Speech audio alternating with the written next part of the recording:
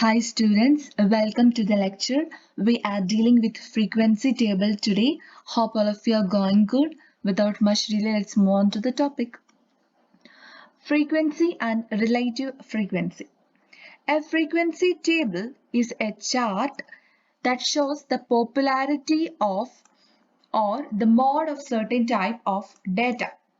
Frequency table എന്ന് പറഞ്ഞിരിക്കുന്നത് it's a chart ഒരു ചാർട്ടാണ് what it shows the popularity of a particular mode or certain type of data ഏതെങ്കിലും ഒരു particular type of ഡേറ്റയുടെ occurrences അല്ലെങ്കിൽ അതിന്റെ പ്രാധാന്യമാണ് ഫ്രീക്വൻസി ടേബിളിൽ നമ്മൾ കാണുന്നത്. When we look at a frequency, we are looking at the number of times an event occurs in a given scenario. ഒരു പെർട്ടിക്കുലർ ആയിട്ടുള്ള ഒരു സിറ്റുവേഷൻ നമ്മൾ കൺസിഡർ ചെയ്യുക. ആ ഒരു സിറ്റുവേഷനിൽ എത്ര തവണ ഒരു ഇവന്റ് ഒക്വർ ചെയ്യുന്നുണ്ടോ ആ എത്ര തവണയാണ് അത് ഒക്വർ ചെയ്യുന്നത് അതിനെയാണ് നമ്മൾ ഫ്രീക്വൻസി എന്ന പേരിൽ പറയുന്നത്. And what is relative frequency? Relative frequency is a chart that shows the popularity or mode of certain type of data based on population sampled. അതാണ് റിലേറ്റീവ് ഫ്രീക്വൻസി ടേബിളും നമ്മുടെ ഫ്രീക്വൻസി ടേബിളും തമ്മിലുള്ള വ്യത്യാസം. ഫ്രീക്വൻസി ടേബിളും റിലേറ്റീവ് ഫ്രീക്വൻസി ടേബിളും ചാർട്ടാണ്, popularity ആണ് കാണിക്കുന്നത്. പക്ഷേ റിലേറ്റീവ് ഫ്രീക്വൻസി ടേബിൾ ഒരു പെർട്ടിക്കുലർ പോപ്പുലേഷൻ സാമ്പിളിന് റിലേറ്റഡ് ആയിട്ടുള്ള പോപ്പുലാരിറ്റി ആയിരിക്കും കാണിക്കുന്നത്. That is, when we look at a relative frequency, we are looking at the number of times a specific event occurs compared to the total number of events.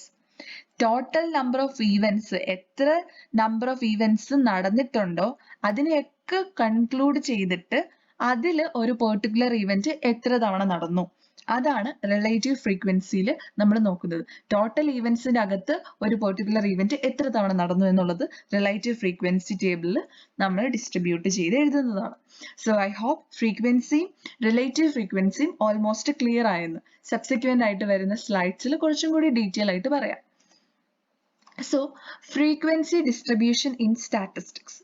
Frequency distribution in statistics provides the information of number of occurrences of a distinct values distributed with a given period of time or interval in a list, table or graphical representation.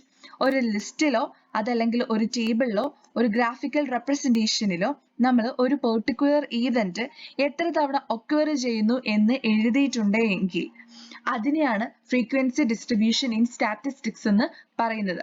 ഒരു particular time, for example ഇപ്പോൾ ഒരു 4 to 5 class അല്ലെങ്കിൽ time ഇന്റർവെല്ലിന്റെ അകത്ത് 2 തവണ dyes വീണു എന്നുള്ളതാണ് നമ്മൾ എഴുതുന്നതെങ്കിൽ ഇത് ഈ ഒരു പെർട്ടിക്കുലർ ടൈമിൽ ഡൈസ് വീഴുന്ന ഒരു ഈവന്റ് നടക്കുമ്പോൾ അതിൽ എത്ര തവണ ഈ ഒരു പെർട്ടിക്കുലർ ടൈമിൽ വീണിട്ടുണ്ട് അത് 2 times ആണ്. ഇങ്ങനെ ഡിസ്ട്രിബ്യൂട്ട് ചെയ്ത് എഴുതുന്നതിനെയാണ്, അത് ഒരു ടേബിളിലാകാം, അതല്ലെങ്കിൽ അതൊരു ലിസ്റ്റിലാകാം, അതല്ലെങ്കിൽ ഒരു ഗ്രാഫിക്കൽ റെപ്രസെന്റേഷനിലാകാം, ആ ഒരു പർട്ടിക്കുലർ വാല്യൂ നമ്മൾ എഴുതുന്നത്. Then grouped and ungrouped data are two types of frequency distribution. രണ്ട് ടൈപ്പ് ഓഫ് ഫ്രീക്വൻസി ഡിസ്ട്രിബ്യൂഷൻ ആണ്, ഒന്ന് ഗ്രൂപ്ഡ് ഡേറ്റയും ഒന്ന് അൺഗ്രൂപ്ഡ് ഡേറ്റയും. ഗ്രൂപ്ഡ് ഡേറ്റയെ നമുക്ക് ഓർഗനൈസ്ഡ് ഡേറ്റ എന്ന് പറയാം, അൺഗ്രൂപ്ഡ് ഡേറ്റയെ റോ ഡേറ്റ എന്നും പറയാം. ഇനി ഡേറ്റ എന്താണ്? ഡേറ്റ എന്ന് പറഞ്ഞിരിക്കുന്നത് it is the collection of numbers or values and it must be in organized form for it to be useful. അതായത് ഇപ്പൊ നമ്മൾ ഗ്രൂപ്ഡ് ഡേറ്റയും എടുക്കുന്നു, അൺഗ്രൂപ്ഡ് ഡേറ്റയും എടുക്കുവാണ്. ഓർഗനൈസ്ഡ് ആയിട്ടുള്ള ഒരു ഡേറ്റയാണ് ഗ്രൂപ്ഡ് ഡേറ്റ. ഇതിനായിരിക്കും നമുക്ക് കൂടുതലായിട്ട് യൂസ്ഫുൾ ആകുന്നത്. ഫോർ എക്സാമ്പിൾ ഇപ്പൊ ഡേറ്റ എന്ന് പറഞ്ഞിരിക്കുന്നത് 20 മാംഗോസ് ഉണ്ട്, 2 നമ്മൾ മഞ്ജുവിന് കൊടുത്തു, 4 നമ്മൾ രഞ്ജുവിന് കൊടുത്തു എന്ന് പറഞ്ഞ് നമ്മൾ എഴുതിയിട്ടുണ്ടെങ്കിൽ മഞ്ജുവിന് കിട്ടിയ എമൗണ്ടും രഞ്ജുവിന് കിട്ടിയ എമൗണ്ടും നമുക്ക് ക്ലിയർ ആയിട്ട് അവിടെ അറിയാൻ സാധിക്കുന്നു. അതൊരു ഓർഗനൈസ്ഡ് ഡേറ്റയാണ്. പക്ഷേ നമ്മൾ 20 മാങ്ങ ഉണ്ടായിരുന്നു, അതിൽ 2 നമ്മൾ അവർക്ക് കൊടുത്തു, 2 നമ്മൾ ഇവർക്ക് കൊടുത്തു എന്ന് പറഞ്ഞാണ് നമ്മൾ ഒരു ഡേറ്റ എഴുതുന്നതെങ്കിൽ അത് ഓർഗനൈസ്ഡ് അല്ല, നമുക്ക് കൃത്യമായിട്ടൊരു തെളിവോ അല്ലെങ്കിൽ ഒരു അറിവോ അതിനെക്കുറിച്ച് കിട്ടുന്നില്ല. അങ്ങനെയുള്ളതിനാണ് അൺഗ്രൂപ്ഡ് ഡേറ്റ എന്ന് പറഞ്ഞിരിക്കുന്നത്. സോ ഒരു ഡേറ്റ യൂസ്ഫുൾ ആകണമെങ്കിൽ എപ്പോഴും അത് ഗ്രൂപ്ഡ് അല്ലെങ്കിൽ ഓർഗനൈസ്ഡ് ഫോമിലായിരിക്കണം ഉണ്ടായിരിക്കേണ്ടത്. So frequency നമ്മൾ കുറച്ചും കൂടി ഡീറ്റെയിൽ ആയിട്ട് നോക്കുകയാണ്.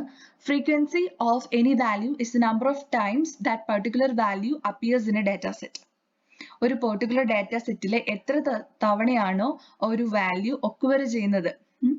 It is based on the number of events and ഒരു സ്പെസിഫിക് ഇവന്റ് എത്ര തവണ ഉണ്ടായിരുന്നു.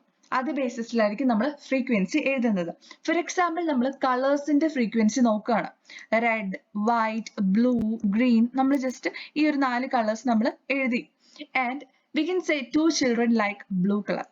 2 കുട്ടികൾക്ക് ബ്ലൂ കളർ ആണ് ഇഷ്ടം. സോ ബ്ലൂവിന്റെ ഫ്രീക്വൻസി എന്താണ്? 2 ആണ് ബ്ലൂവിന്റെ ഫ്രീക്വൻസി. സോ അത് നമ്മൾ ഓർഗനൈസ്ഡ് ആയിട്ട് എഴുതാനായിട്ട് നമുക്ക് സാധിക്കും. ഫോർ എക്സാമ്പിൾ ഇപ്പൊ റെഡിന്റെ നോക്ക്. റെഡിന്റെ നമുക്ക് ഒരു 4 എഴുതുകയാണെങ്കിൽ റെഡ് കളറിനെ ഇഷ്ടപ്പെടുന്ന 4 കുട്ടികളുണ്ട്. That means it's an organised data. Okay. And finding out the frequency of A data value is how this organisation is done. Then frequency distribution. Many times it is not easy or feasible to find the frequency of data from a very large data set. ഒരു വലിയ data സെറ്റിൽ നിന്നും നമുക്ക് ഒരു frequency കണ്ടുപിടിക്കുക എന്ന് പറഞ്ഞിരിക്കുന്നത് കുറച്ച് difficult ആയിട്ടുള്ള ഒരു കാര്യമാണ്. അതുകൊണ്ടാണ് നമ്മൾ ഫ്രീക്വൻസി ടേബിൾ അതല്ലെങ്കിൽ ഗ്രാഫിക്കൽ റെപ്രസെന്റേഷൻസ് ഒക്കെ പ്രധാനമായിട്ടും യൂസ് ചെയ്യുന്നത്. ഫോർ എക്സാമ്പിൾ ഇപ്പൊ നമ്മൾ ഫ്രീക്വൻസി ഡിസ്ട്രിബ്യൂഷൻ ടേബിൾ എടുക്കുകയാണെങ്കിൽ നമ്മൾ എടുത്തിരിക്കുന്ന എക്സാമ്പിൾ എന്ന് പറഞ്ഞിരിക്കുന്നത് ഹൈറ്റ്സ് ഓഫ് 10 സ്റ്റുഡൻസ് ആണ്. 10 കുട്ടികളുടെ ഹൈറ്റ് അത് സെന്റിമീറ്റേഴ്സിലാണ് നമ്മൾ എടുത്തിരിക്കുന്നത്. ഒരാൾക്ക് 139, ഒരാൾക്ക് 145, 150, അങ്ങനെ 152 വരെ ഹൈറ്റ് ഉള്ള കുട്ടികൾ 10 കുട്ടികളെയാണ് നമ്മൾ ഇവിടെ എടുത്തിരിക്കുന്നത്. ഇനി നമ്മൾ ഫ്രീക്വൻസി ഡിസ്ട്രിബ്യൂഷൻ ടേബിൾ എഴുതുമ്പോൾ നമ്മൾ ഇതിനെ അറേഞ്ച് ചെയ്യും. 139 സെന്റിമീറ്റർ ഹൈറ്റ് ഉള്ള എത്ര കുട്ടികൾ ഉണ്ട്, അങ്ങനെയാണ് നമ്മൾ ഫ്രീക്വൻസി ഡിസ്ട്രിബ്യൂഷൻ ടേബിൾ എഴുതുന്നത്. സോ 139 ഹൈറ്റ് ഉള്ള എത്ര കുട്ടികളുണ്ട്? ഒരു കുട്ടിയേ ഉള്ളൂ. 138 ഹൈറ്റ് ഉള്ളതോ? 2 കുട്ടികൾ. 145ഓ? 2 കുട്ടികൾ. 150ഓ? 2 കുട്ടികൾ. അങ്ങനെ നമ്മൾ ടോട്ടൽ 10 കുട്ടികളെയും നമ്മൾ ഈ ഹൈറ്റിന്റെ ബേസിസിൽ ഫ്രീക്വൻസി ഡിസ്ട്രിബ്യൂഷൻ ചെയ്യുന്നു. അതാണ് frequency distribution in a table format. I hope you are clear. ഇത് നമ്മൾ അറേഞ്ച് ചെയ്തിട്ടുണ്ട്. I can show you. Look here. Height നമ്മൾ ഒരു കോളത്തിൽ എഴുതി, അതിന്റെ ഫ്രീക്വൻസി നമ്മൾ മറ്റൊരു കോളത്തിൽ എഴുതി. ഇത് ടോട്ടൽ എത്ര സ്റ്റുഡൻസ് ഉണ്ടാവും? 10 സ്റ്റുഡൻസ്. അതിൽ 139 ഹൈറ്റ് ഉള്ള ഒരാള്, 145 ഹൈറ്റ് ഉള്ള 2 പേര്, 150 ഹൈറ്റ് ഉള്ള 2 പേര്, 136 ഹൈറ്റ് ഉള്ള ഒരാള്. അങ്ങനെ നമ്മൾ ടോട്ടൽ 10 സ്റ്റുഡൻസിനെയും അറേഞ്ച് ചെയ്തു. Then the frequency table will help us make better sense of the data given. നമുക്ക് ഇതിന്ന് ക്ലിയർ ആയിട്ട് നമുക്ക് ഓർഗനൈസ്ഡ് ഫോമിൽ കിടക്കുന്നത് കൊണ്ട് വളരെ ക്ലിയർ ആയിട്ട് 139 ഹൈറ്റിലുള്ള എത്ര പേരുണ്ടെന്ന് ചോദിച്ചാൽ നമുക്ക് വേഗം പറയാല്ലേ ഒരാളുണ്ടെന്ന്. സോ അതാണ് organised data. Then also when the data set is too big, വളരെ കൂടുതലാണ് എങ്കിൽ നമ്മൾ ടാലി മാർക്സ് യൂസ് ചെയ്തിട്ടാണ് കൗണ്ട് ചെയ്യുന്നത്. and it makes the task more organized and easy. Tally marks use ചെയ്യുകയാണെങ്കിൽ അത് കുറച്ചും കൂടി എളുപ്പമായിരിക്കും. ഇനി നമ്മൾ നെക്സ്റ്റ് ടാലി മാർക്സിന്റെ എക്സാമ്പിൾ ആണ് പറയാനായിട്ട് പോകുന്നത്. എനിവേ ഈ ഒരു ലെക്ചർ നമ്മൾ ഇവിടെ നിർത്തുകയാണ്. കണ്ടിന്യൂയിങ് സെക്ഷൻസിൽ നമ്മൾ ടാലി മാർക്സിനെ കുറിച്ചൊക്കെ പറയുന്നുണ്ട്. So I hope you will be liking the lesson. If you are understanding it properly, please like, share and subscribe. Thank you so much and God bless.